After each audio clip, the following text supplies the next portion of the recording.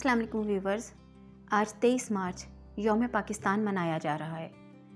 इस दिन क्या हुआ था और ये दिन क्यों मनाया जाता है, ये हम सब लोग बहुत अच्छी तरह से जानते हैं। आज हमारे एहतसाब का दिन है। हम खुद सोचें कि हमने पाकिस्तान के लिए मुखलिस होकर क्या कुछ किया। इसके लिए मैं एक नज़्म पेश करती हूँ। चलो ये सोचें हम आज मिलके, जो इस ज़मीं से किया था हमने, वो अहद क्या हम निभा रहे हैं। गई रुतों के हर एक पल का दिलों से अपने हिसाब मांगे।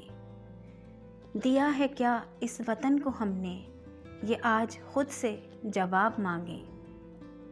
वतन की राहों में हम वफा के गुलाब कितने खिला रहे हैं। चलो ये सोचें हम आज मिलके। हर एक दुश्मन की साजिशों से ये देश हमको बचाना होगा। मोहब्बतों को फ़रोग़ देकर शऊर मिल्लत जगाना होगा। ये कौन है जो हम ही में रहकर हमारे घर को जला रहे हैं। चलो ये सोचें हम आज मिलके। Thanks for watching.